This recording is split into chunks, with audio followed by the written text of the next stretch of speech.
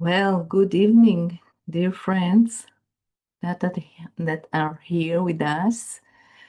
I can say there is something profoundly healing about coming together in the time of uncertainty, and when the world feels fragmented and our hearts carry the weight of collective pain.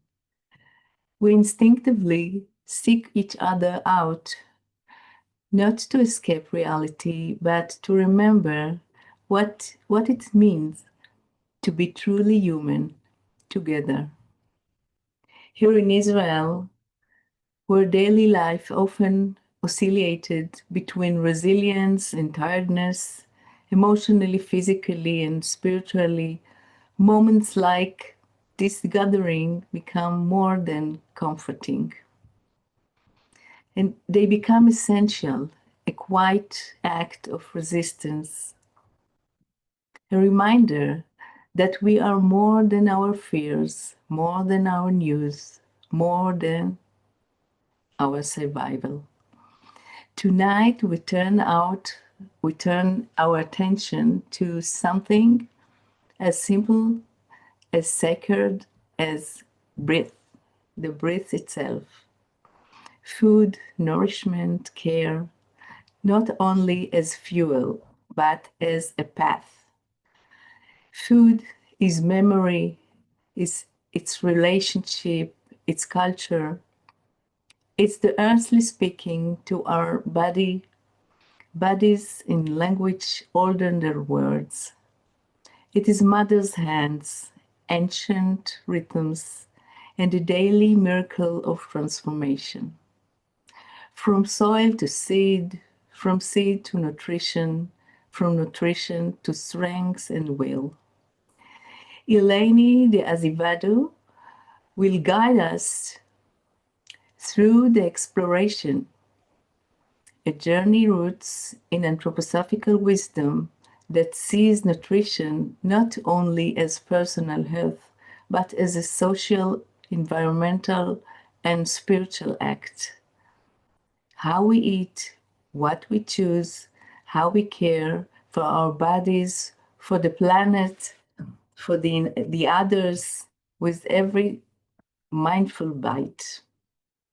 We're deeply grateful for Dalia Paz, Elaine's sisters-in-law, who brought this gathering into being with vision and love. Elaine de Azevedo is a nutritionist specializing in anthroposophical medicine with clinical training in Austria, Germany, and Switzerland. She holds a PhD in political sociology and a postdoctorate in public health, and currently serves as a professor of food and health sociology at the Federal University in Brazil. Elaine also teaches in biodynamic agriculture programs and Waldorf seminars across Brazil, bringing a unique perspective that connected nutrition, consciousness, and social healing. Elaine, the stage is yours. Thank you so much. So, good afternoon here. Good evening for you. Shalom to all of you. First, I'd like to thank Nurit and Eyal and Dalia for being part of this event and for inviting me to speak to this group of Israelis interested in anthroposophy. Then I would like to say that once we are so far away to each other, so to keep a bit closer and to keep our eye connection, I will avoid the use of slides. So I asked the organization, Eyal, to display some key sentences that I want to highlight during my talk, so you can read them. Since we are online and the lecture is open to the public, the audience might be more diverse, but my best wishes go to the Middle East now. I am married to an Israeli, and I keep visiting Israel every 3 or 4 years to see my wonderful family there, who is very active in the anthroposophic Waldorf movement. My husband, Iftar, came to Brazil 35 years ago after we met at Emerson College in England. He was an art teacher for 15 years at the school where our daughters studied on an island in the south of Brazil called Florianopolis. And as a nutritionist, I followed the path of health through nutrition from the anthroposophical perspective, in parallel with my academic career as a sociologist of food, environment, and health. Today, we are both professors of young adults at a federal university located in another island called Victoria, which is located between Rio de Janeiro and Bahia. Well, I say this to introduce myself a bit and to endorse that Israel is a special country for me for different reasons. And I do feel the pain that the people of this region is experiencing at this moment. So my question when I accepted to give this lecture was, how can I talk about food and still offer at this moment some tools to alleviate this pain that so many are experiencing? No doubt that beyond Middle East, there is a lot of pain, fear, despair in the whole world today. And much of this suffering has a lot to do with power, lack of humanity, and adverse forces. And when we see the spread of those forces, this means that we need to be more and more attentive to ourselves, to cultivate our own humanity, as Nurita has already said, so that we have the strength to give the example, first of all, to keep going and face these adversities, to do what I call our micro internal revolutions, the only ones that seems to be possible in some situation. So this is the challenge of this talk, the challenge of many, many teachers, professors, activists today, which is to try to contaminate the audience with some utopia, with some humanity that make us go on and walk on. And a wide approach to food and self-care in the light of anthroposophy can offer something of this quality. Nutrition is a chance for self-healing. And considering the various impacts of the agro-food system today and where the food comes from, it can be a much wider way of healing the planet as well.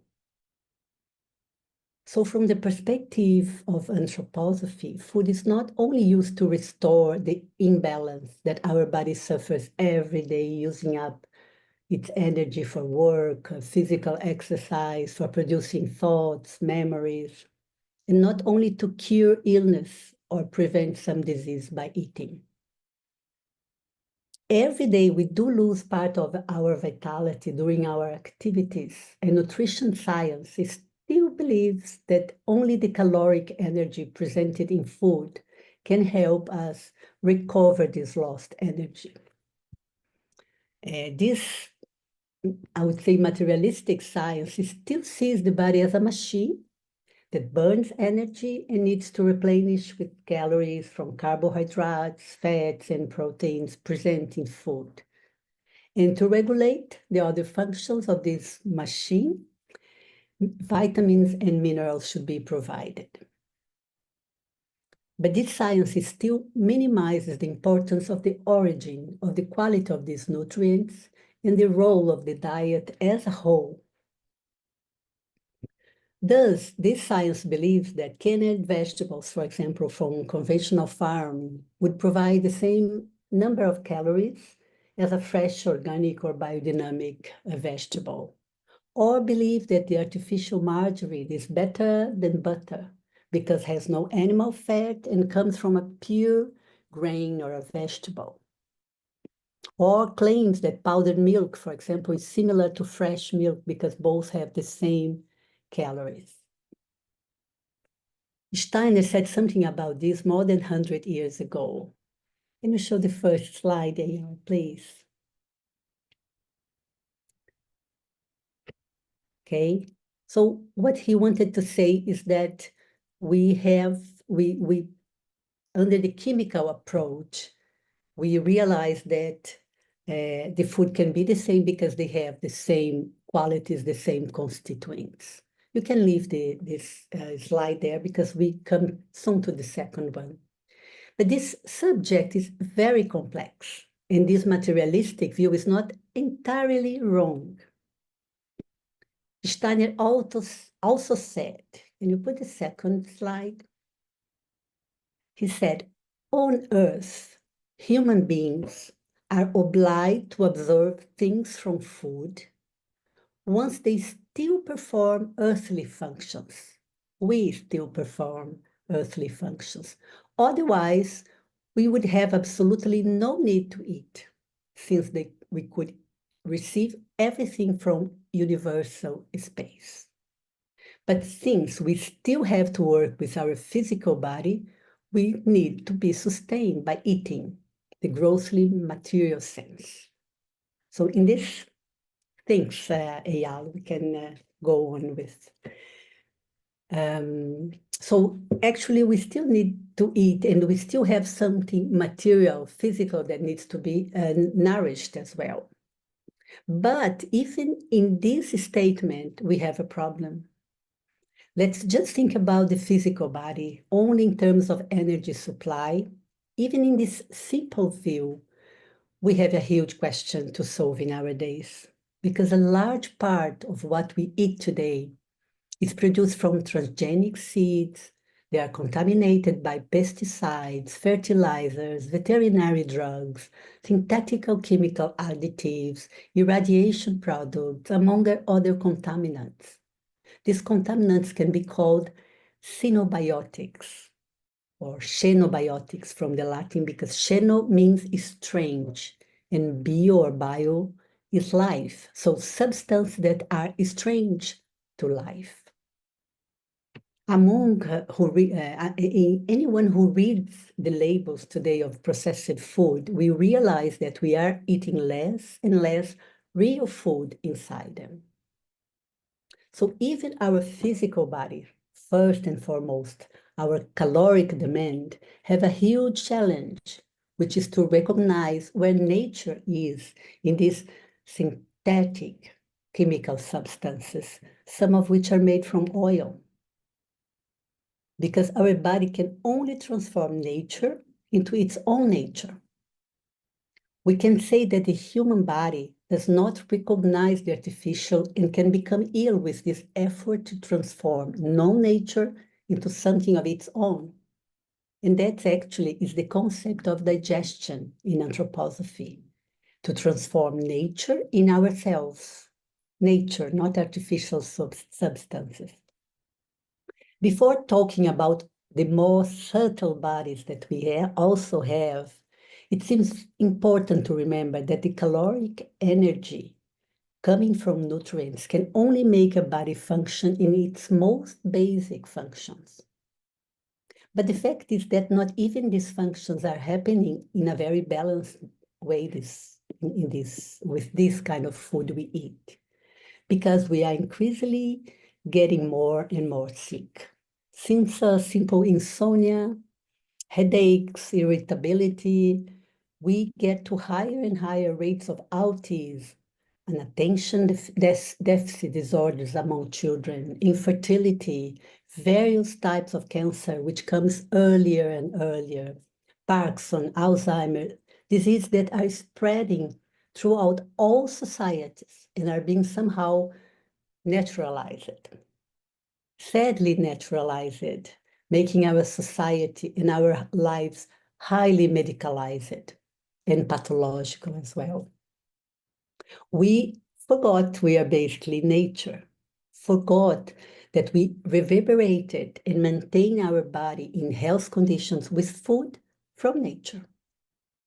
Of course, the sickness have multifactorial causes, but synthetic, sterile, plastic substances cannot stimulate us as alive, fertile, subtle, creative human beings. We are not machines that reproduce. Beyond that, beyond this fact, with the knowledge of anthroposophy, we know that our body is made up of other more subtle layers of supersensible bodies that need to be fed in different ways, and that these physical and chemical laws serve only to maintain, to keep our physical body. The forces coming from food that can nourish our other bodies, the etheric, the astral, and our self, come from very different qualities of food. And we are going to talk about this now. For those who know little about anthroposophy, I would like to tell you that according to this spiritual science, our human body is formed by mineral forces expressed mainly in the bone organization and in all the minerals that organize our physical body. But also formed by plant forces expressed in our vitality and movement, of astral or animal forces expressed in our mental or emotional manifestation, and the eminently human, so-called spiritual forces that are fed by values, senses, and higher experiences. Actually, in an early age, only a special food like human milk can really stimulate the self. Otherwise, we need other nourishing experiences to feed the self. Here we have already an immense contribution from anthroposophy, because according to it, the human milk is not only the first adjusted first food for a baby, but the first spiritual impulse we receive. Well, I don't need to mention the damage of not breastfeeding and having babies raised exclusively with on infant powder formula without this spiritual impulse.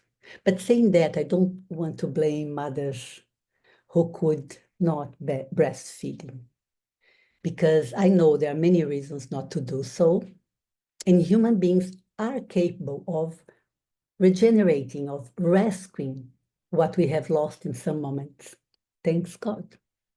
That's why Steiner guided so many paths with various areas of activities: art, medicine, pedagogy, agriculture, architecture. Exactly because, as it's written in the Bible, man does not live on bread alone. So we do have other kinds of nutrition. Anthroposophy is a regenerative spiritual science in every sense, and at different moments in life, it's possible to rescue ourselves.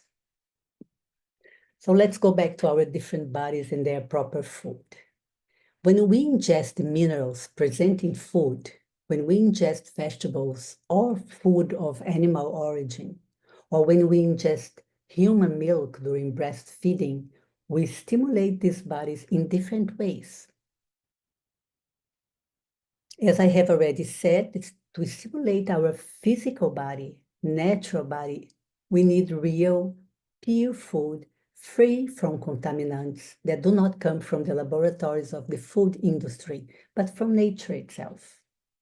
Food eaten under a balanced rhythm, because we are rhythmical beings. A nutrition rhythm are especially important for children. Fresh, wholesome, pure food, free from poison, and local, when it's always possible. Local food is cultivated under the cultural impulse and the soul strength of each people, each nation. So Brazilians should eat differently than Israelis. Each region has a different force we need to confront, and its food brings these forces with it. Each condiment, each local taste and smell is a special spiritual impulse for ourselves. And to stimulate our etherical body, we need food that has vitality. which is not the same as a caloric energy. Food is not pure chemical entities, and understanding the process of life from a caloric quantitative perspective is very, very narrow. So I will focus on this precious concept now, vitality. In addition to the use of special preparation and the reverence to cultivate, the biodynamic agriculture is also based on Goethe's phenomenology and the idea of a farm as a living organism where all the nature's kingdoms interact. Human, mineral, plants, animal. So it's quite different to have a machine running a farm than to have this whole kingdoms interacting in producing our food. And cosmos is also considered a nature kingdom as mineral, plants, animal, and human for anthroposophy, the cosmic kingdom. When Steiner points out what anthroposophy is, he gives an emphasis on these cosmic forces. Please, Eilal, can you put this next slide? That's the definition of anthroposophy by Steiner, which many of you know, but I think it's always nice to have it clear again. Anthroposophy is a spiritual science that explores the spiritual aspects of the human being and the universe. It's a path of knowledge that aims to connect the spirit within the individual to the spiritual within the cosmos. So our reconnection to the cosmos is one of the aims of all the anthroposophic impulses we have. Thanks, Eilal. So following the central aim of anthroposophy, biodynamic agriculture brought as its central point the concept of vitality or etherical force of the plant, the soil, and the human being. Vitality can be defined as a sum of subtle energy forms originating from the cosmos and the earth, which stimulate plants, soils, and foods and are concentrated in them. Simply explaining, when we look at a flower in a vase after a few days, what happened to it? Life force vanishes, not caloric energy. The plant kingdom is permeated by these formative forces that allow a plant to grow contrary to the law of gravity and arise from the collaboration between the telluric, earthly forces and cosmic forces. The cosmos acts on Earth through the influence of the sun, the moon, the planets, and the stars in the form of cycles that express the rhythm of the celestial bodies. In this reconnection to the cosmos is considered as to anthroposophy and is also considered essential by biodynamic agriculture and also many other ancestors' agriculture that follows the astrological calendar to plant, to grow the vegetables, to grow the fruits. Actually, this is a very special differential between organic or biological agriculture and biodynamic, because biodynamic agriculture looks up to the sky to produce food. So that's a very special way of looking at it. Cosmic and astrological influences are considered in planting, harvesting, in preparing the biodynamic preparations. Something that comes from the universal space, using Steiner words, and that could feed us if we did not have a physical body.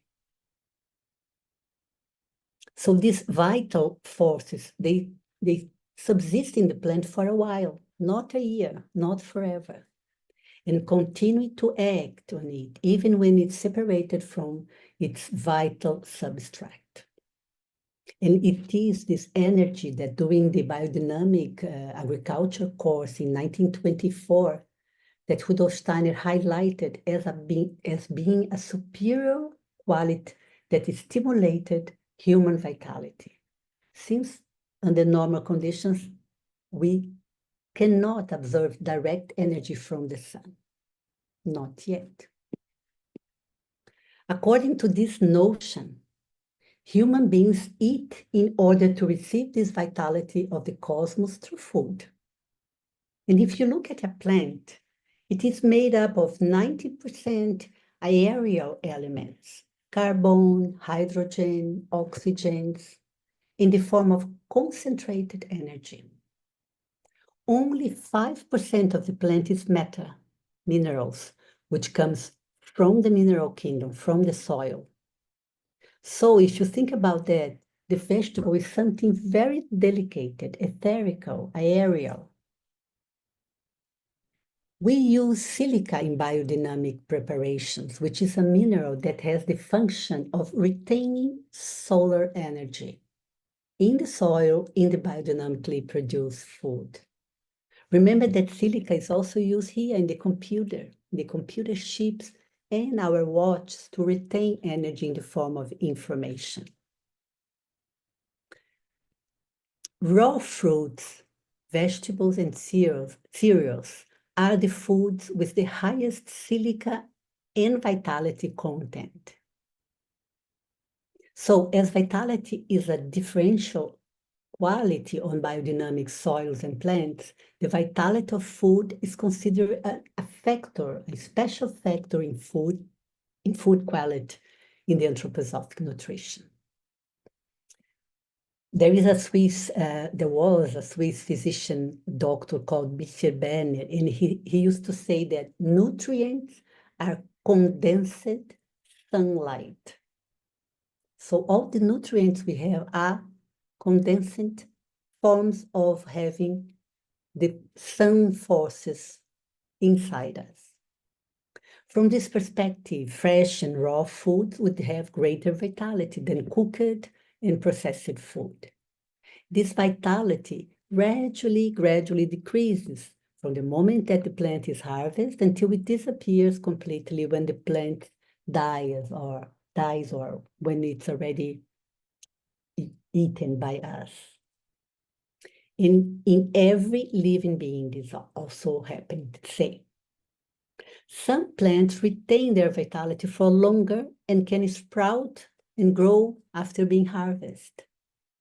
And the vitality of an animal or a vegetable food is assimilated by the living organism, the human organism, during digestion, and it stimulates our etherical body. And according to Anthroposophy, to the anthroposophic nutrition, one of the differences between plant and animal food relies exactly in the concept of vitality.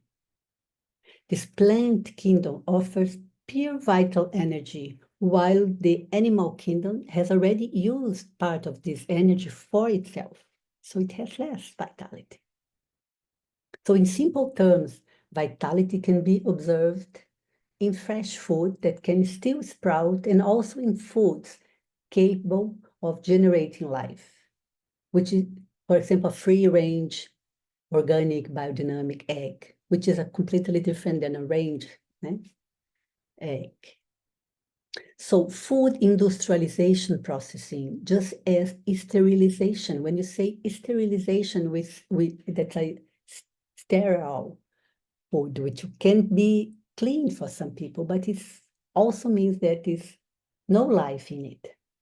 It doesn't mean we say that we have to eat clean food, safe food. Freezing, physical and mechanic action accelerated, all of this process accelerated the loss of vitality. So with this statement, I don't want to intend to recommend only raw food diet for humans, but we want to emphasize is that raw, natural foods are those with the most vitality. And only the vital energy of food can stimulate human vitality, a form of energy that mobilizes our bodies and make us vibrate as delicate human beings. And vitality is dynamic. Can you show the next slide, please? We are going to see here a picture of Dr. Gerhard Schmidt. Dr. Gerhard Schmidt he compiled the statements of Steiner on nutrition because Steiner did not write a book about nutrition. He did not start a training on nutrition, and we didn't have a training until our days. Steiner said many things about nutrition, spread among his lectures on medicine and pedagogy, health in general, and there is in agriculture as well. And there is only one specific book by Steiner on temperaments and food that he wrote. So Dr. Gershmidt can be considered the one who wrote the first specific book of anthroposophic nutrition, which he called dynamic nutrition, dynamische Ernährung. Actually is, some people actually in Dorna, there is a group of study group that called anthroposophic nutrition dynamic nutrition. Here you have the names of people who are dedicated to anthroposophic nutrition, I know. So Pfeiffer and Steiner, they were the first ones. Pfeiffer shared with Steiner the discovering or the development of agriculture biodynamic. Then Dr. Gerhard Schmidt, who had all these books, dynamic nutrition. He wrote also about the quality of food with research on vitality, which is a research completely different from the ones we know today in the laboratory, and also the development of humankind in the looking at the development of food. Actually, in the time of Dr. Gerhard Schmidt, Udo Hettenbrink, which is also a German researcher, he studied a lot about cereals. Otto Wolff, which is a doctor that has some books on it. And here in Brazil, Dr. Gudrun Burkhardt, who wrote the first books in Portuguese. So I had the great honor to study and live by him while he was in Dorna many years ago, before he got enchanted, as our ancestors, indigenous people say here, and then he left us. Thanks, Eilal. Now let's talk about the astral body. If we can feed the etheric with vitality from plants, how do we feel the astral body? Following this logic would be with foods coming from animals. And this is partially true. Partially because the balance of the psychic body is not achieved with foods of animal origin. It's also achieved with a plant-based diet, because the vegetable, the plant, is our reference for eating. Human different system, neurosensorial, rhythmical, and metabolic system have a strong connection to the plant kingdom. So better saying, the balance of our astral qualities come from a vegetarian diet plus spiritual work. In fact, when we still feed, we still feel the desire or the need to eat animal foods, it's because we are not yet working properly with our inner available spiritual forces. So the desire or the need for meat can be understood as a need to stimulate these animal forces within oneself, to feed a certain dogmatism, as Steiner would say. Can you put the next slide, please? So Steiner is going to say, when a human being does not feel strong enough to trust in the work of the astral body, to mobilize his psychic soul qualities, he relies on the support of food of animal origin.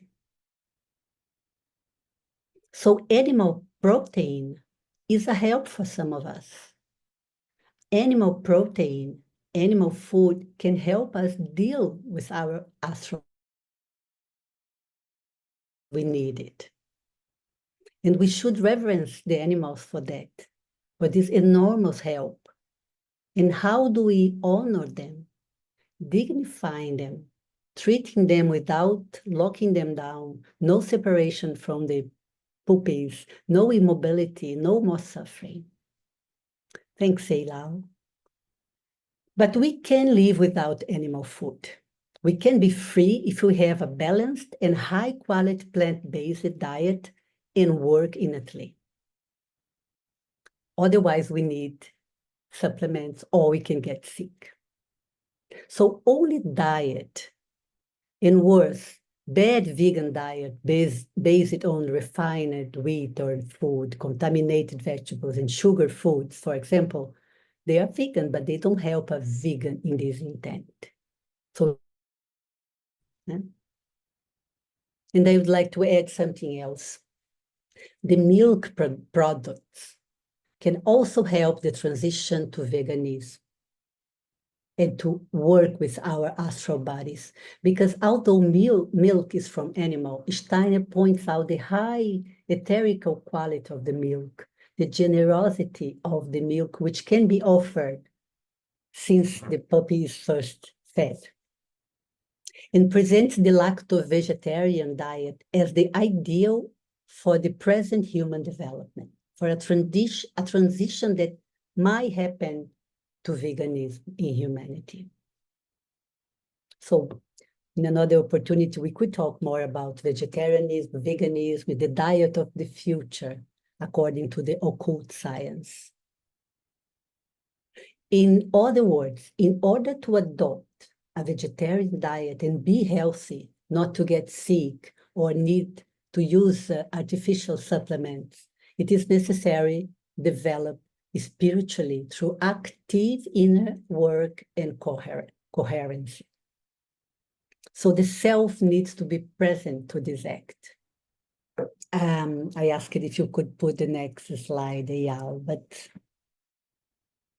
so this co-founder of biodynamic agriculture, which is called Pfeiffer, he asked Rudolf Steiner why people appear unable to develop and act according to all they learn and seem to know.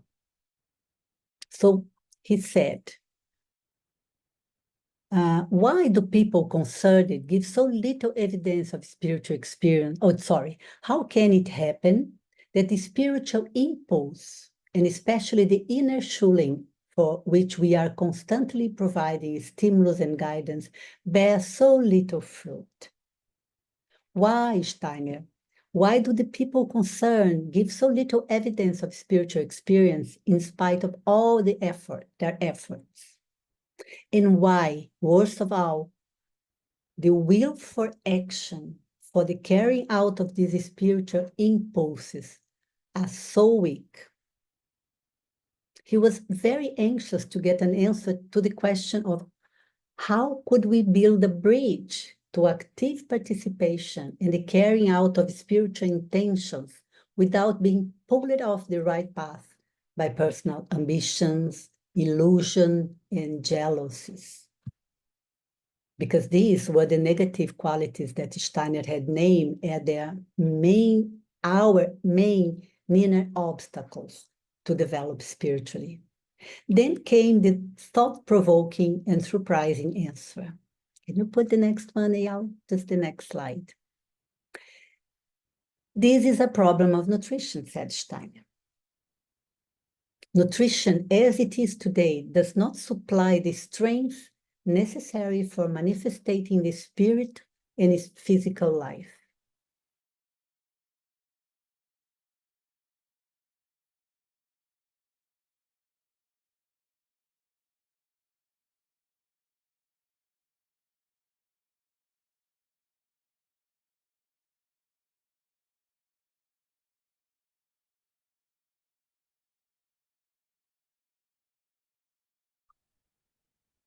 We're sorry again. It looks like there is another internet problem. We can read the slide by ourselves. My internet fell down. So back to Steiner and Pfeiffer conversation. Steiner refers to the scope of nutrition as essential for the spiritual development of the human being in our times. One of the conditions for the correct development of the occult discipline is dedicate attention to this physical and spiritual health and to do justice to life and feel like a member of it. He would like then recommend the biodynamic vegetables and of course artificial foods that degrade nature in order to be produced cannot help us in this sense. And there is more. You can leave this, Eyal, because we're gonna use soon another slide. He says that the physical manifestation of the self, actually anthroposophic medicine assumes that, appears in our immune system, a system that is so individual, is so in demand this day.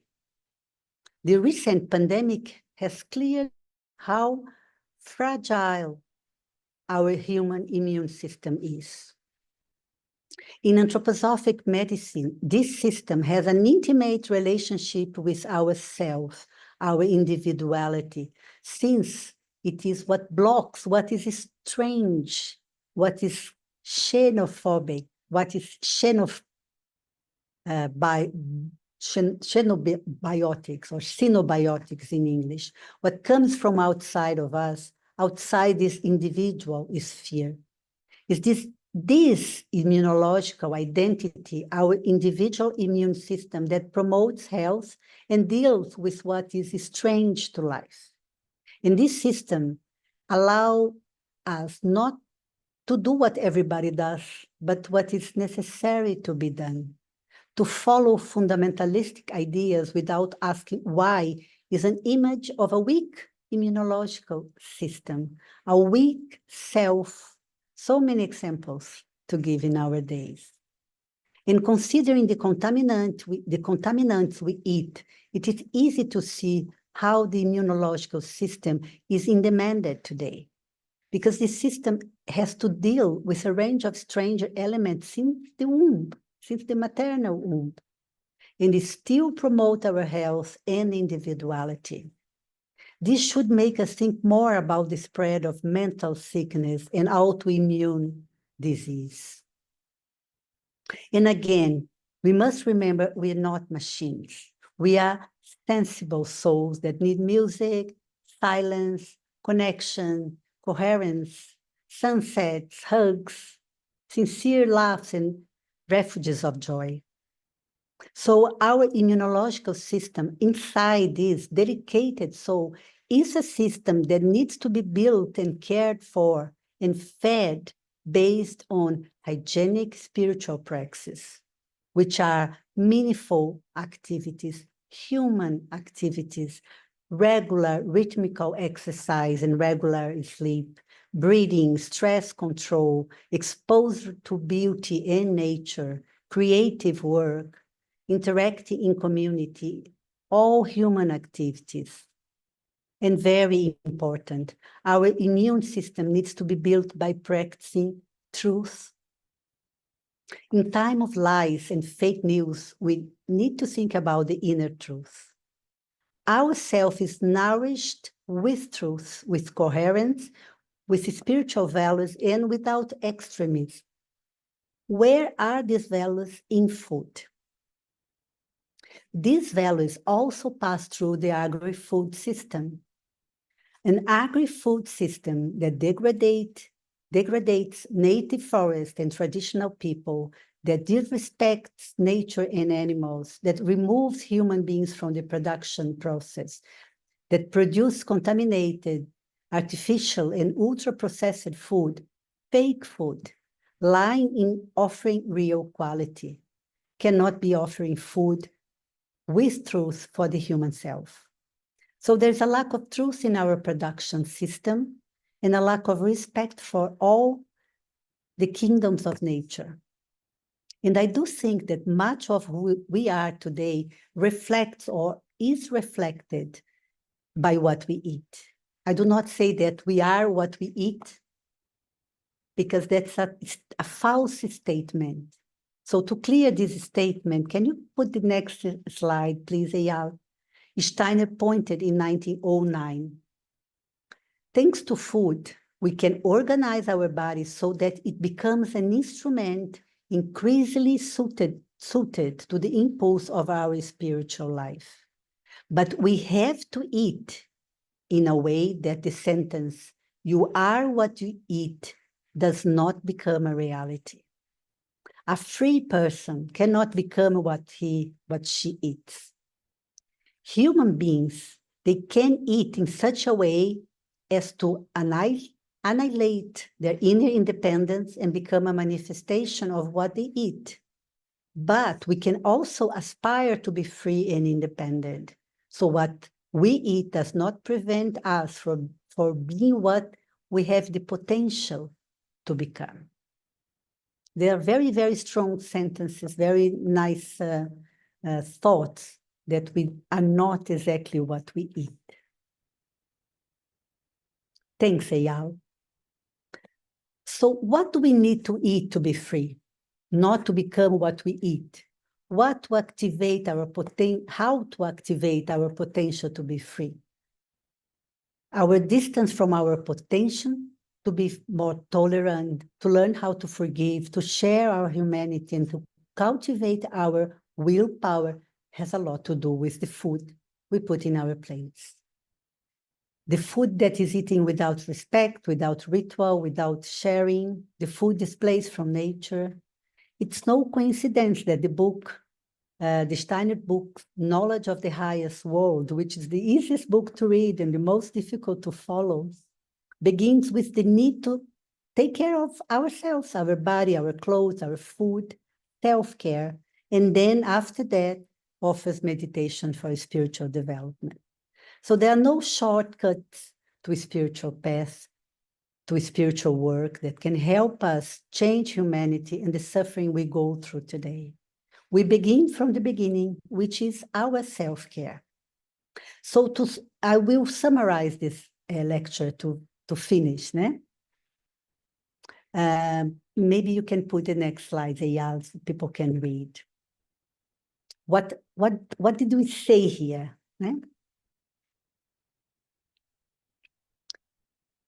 Food, we'll wait. Okay, food is connected to the health of our different sensible bodies, physical, etherical, astral, and self, and also to the different dimensions of health and spiritual development, human, environmental, and social.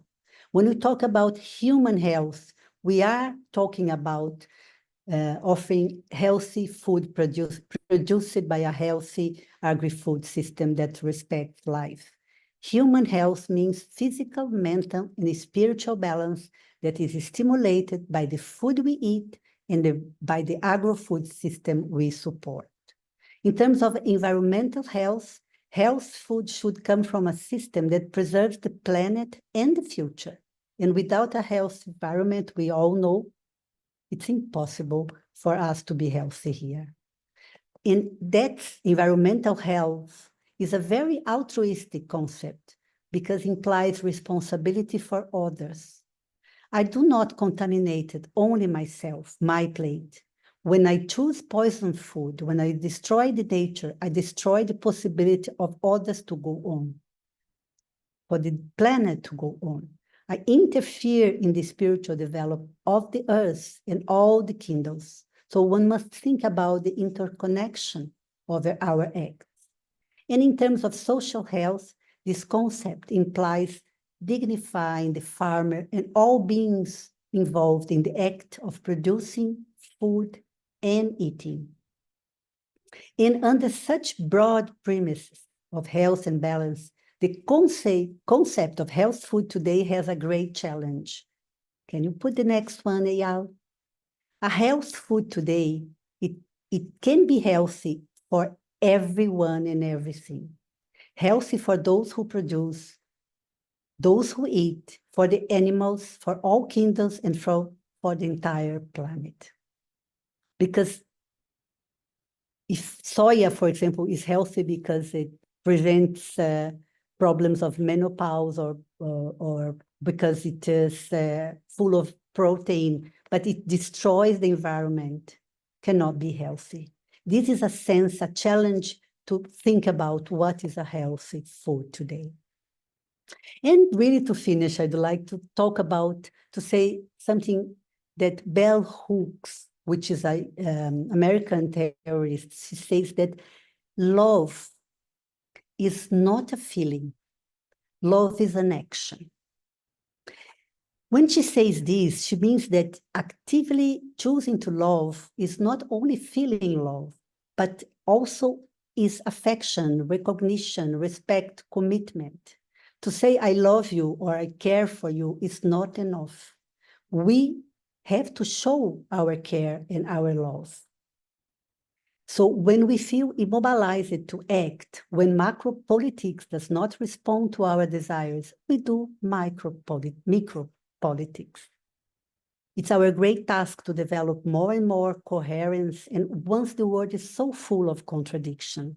So starting with our self-care, which is not little, it's not insignificant, it's not selfish, because it implies setting an example for others and taking action, so as not to feel incapable of practicing our humanity. Can you pass 2 slides, because I jumped one already, so we have, so, aqui. So Steiner said that, I hope this, he said this during the First World War. Humanity is being asked to make a clear decision in many fields. Either the spiritual impulse is understood, or the chaos, the crisis continues. So I hope this approach has shown you the breadth of the responsibility that comes with making responsible eating choices. It goes far beyond our own health and well-being, which is already a lot. Thanks to all, and I'm open for questions if you have some. Thanks, Eyal, and sorry for the internet problems.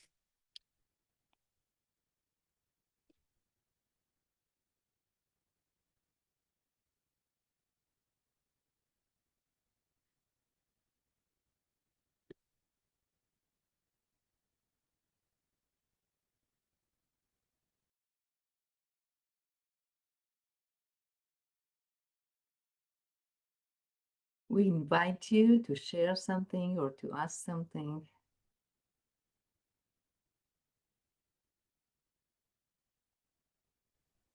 Elaine, can you please say a bit more about soya? Well, you know that I researched soya in my doctorate, my PhD, so it's so difficult to speak so little about soya, but I'll tell you that under the anthroposophic point of view, soya is a bean, which as so many beans, it's difficult to digest.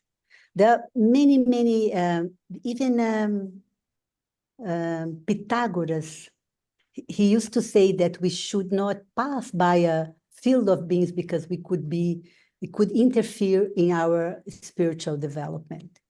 I wouldn't say that we are not able to digest or to face any food, because we are not what we eat. We are free human beings that can face the different forces, the different qualities of food. So we can, yes, face beans, especially because the vegans rely a lot on beans because of protein. But protein is a myth as well. The protein, this need for protein in the vegan and also in no-vegan, in the normal nutrition, is a myth that should be better understood.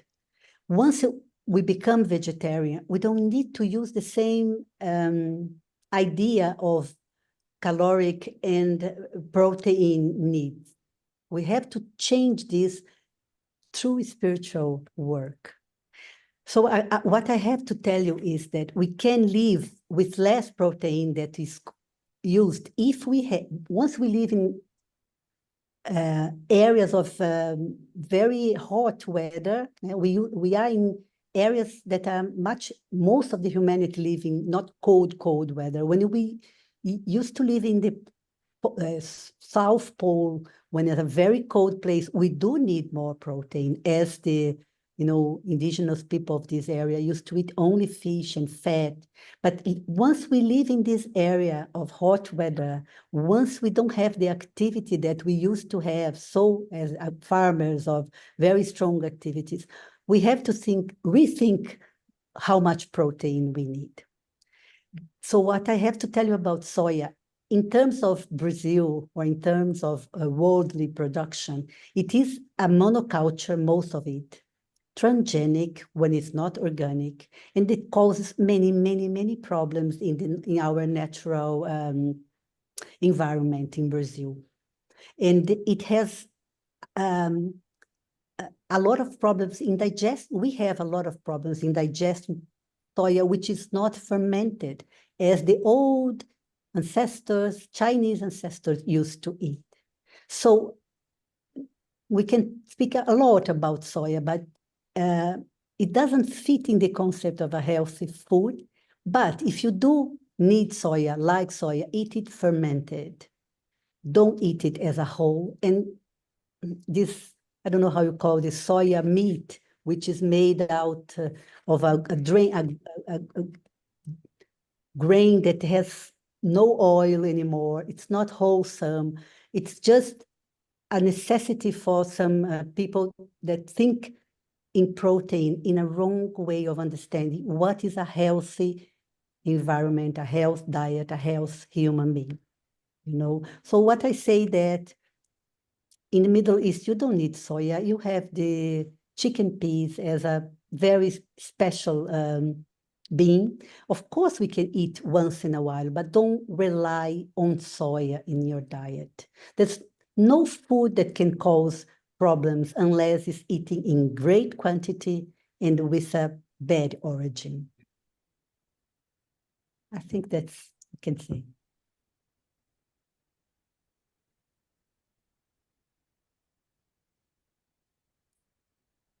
Ask a question? Yes, please. Hello, thank you so much. I wanted to ask you about the 7 life processes in connection to the vitality and the etheric. And, the 7 life processes are also connected to the 7 phases of a plant, from the seed to the leaves and root, and then the bud and flower and fruit. And I wonder if you have anything to say about the connection of the process, the 7-fold process, to the different parts of the plant, or to the spiritual process, or anything that you can, if you have anything to say. Thank you. Yeah, as I said in the beginning or in the middle of the talk, that the plant itself is our the plant kingdom is the kingdom that has a more close connection to humanity. And what we have in Anthroposophy is more related to the 3 systems in the plant than the 7 paths of the plant, the 7 folds, 3 folds. So what I have to tell you is that what Steiner said about the plant has a more close connection to the roots connecting to our neurosensorial system, the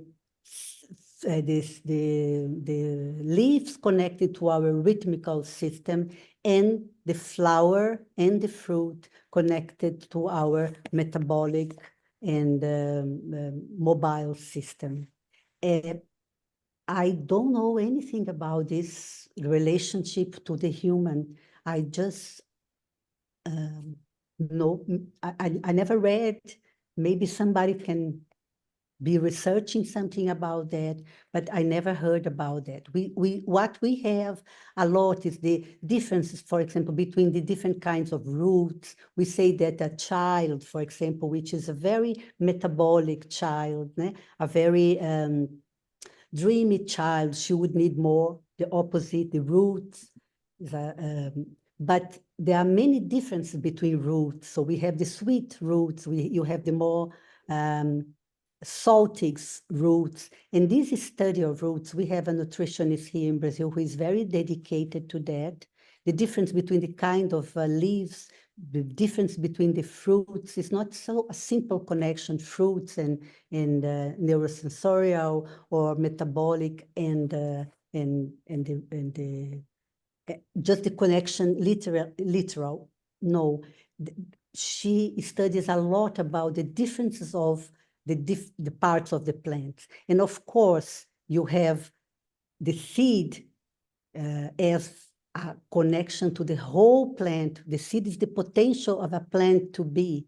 So that's why the cereals, which are the seeds, the most common seeds we eat, all the cereals have a very special, they are a very special food for the adult, as the milk is for children, as the honey is for the old age adult.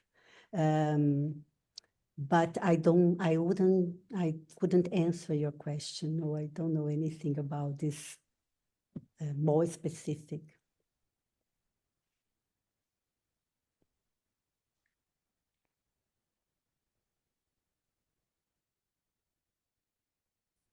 I can see some things is written on the chat. Maybe you want to speak it loud, Udi, or Eugenia, a million thanks for time, for sharing. I want to Yeah. invite the people to speak it loud. Okay, I was reading here the chat. Yeah. First of all, obrigado.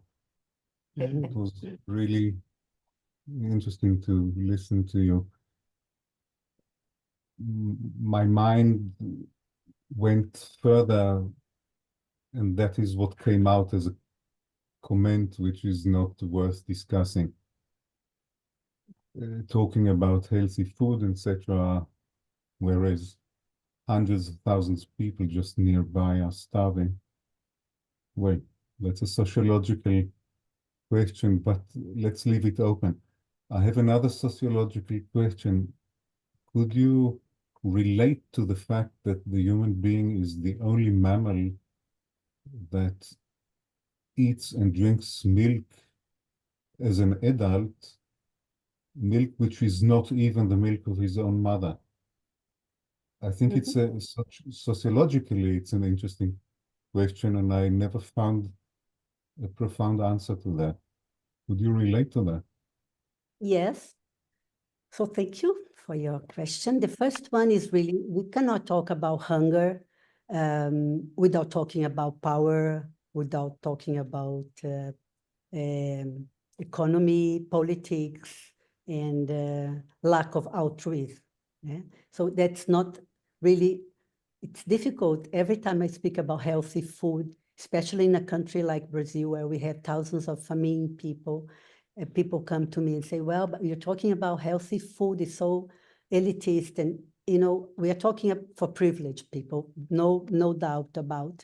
But I do think that these privileged people are still eating, wrongly. They are still needing to change their way of eating, because it depends, our future depends on this as well in this planet. And your second question,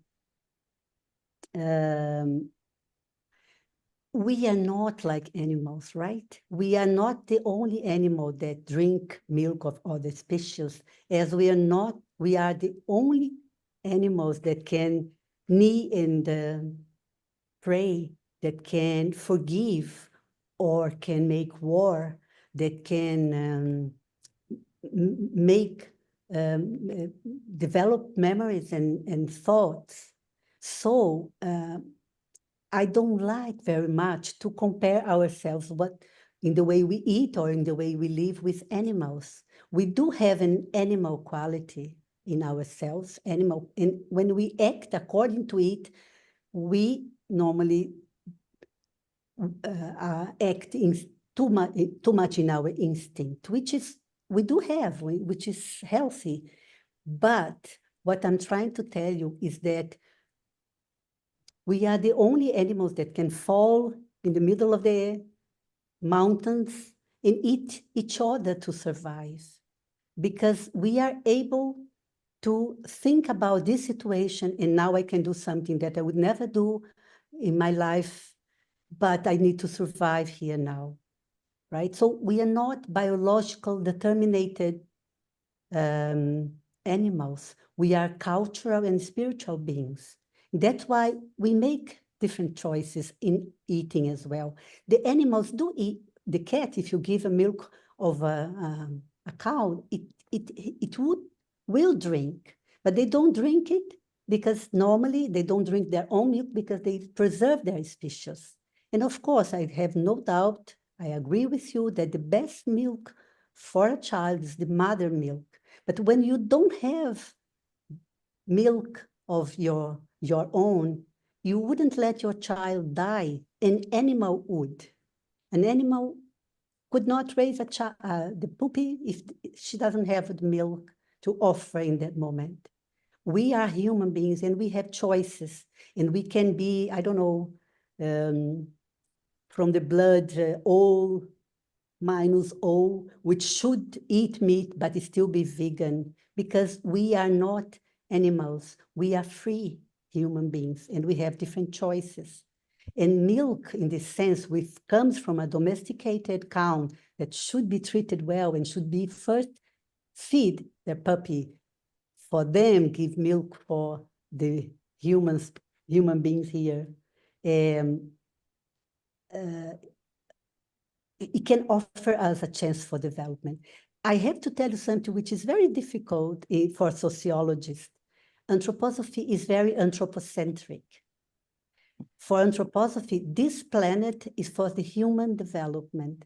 It doesn't mean that the other kingdoms should be treated as they are being treated at the moment, should be treated with respect and love, because they are also in development. But this Earth planet here, and all the conditions that we have today, is for the human being to develop. And thanks to animals, we can make a transition to another moment that we won't need to use animal flesh and animal meat or protein anymore. And this is also something very specific from anthroposophy, which is very difficult for sociology to accept, actually. Thank you. Can I ask something? Yes, please. About prana nutrition. It's like people that try to jump a level, and I mean, if I do a paraphrase of what you said about the spiritual work, it's like jumping a step.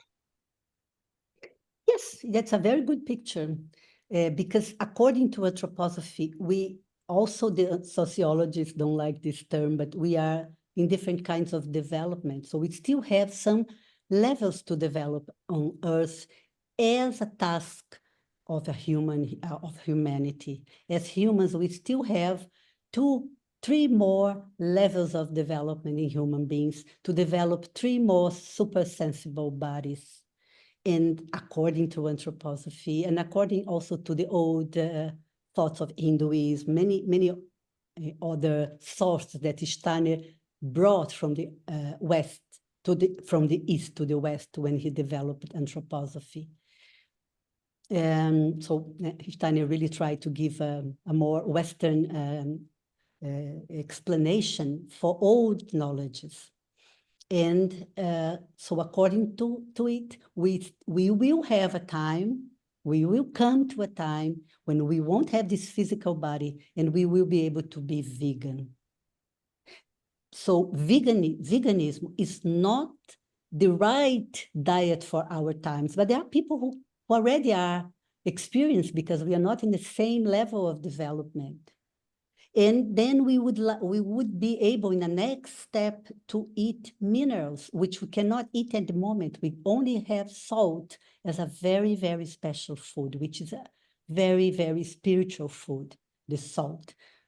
And if it's used in the right way, in the right amount, in the right quantity, so it doesn't freeze us as Lot was immobilized. But then there will be a time that we are going to be able to face minerals. How do we use minerals today? Salt, and in the anthroposophic medicine, medicaments that are made out of aurum, plumbum, cuprum, which are the very, very special medicaments, very spiritual medicaments. That's the way we eat. We receive minerals today. Otherwise, we receive them through food, through vegetables. The vegetable help us to have these minerals, which are so heavy for us, let's say, and through plant, through the etheric of the plant, they are available to us, or through the animal. But there will be a time we will be able to eat a mineral diet. And then the last development of our time on Earth as humans, or as superhumans, by then, we are going to be able to live of sun, of cosmic energies. So people who are doing this now, or as people who are doing who are following the veganism now, either they are a bit sick and they need some help, but I have to tell you that they won't make it, at least the people that are trying to live from sun, unless they have a very, very spiritualized path of development, which are disconnected to our daily activities. I wouldn't recommend it if you're still working, raising your children, having to deal with banks and wharf.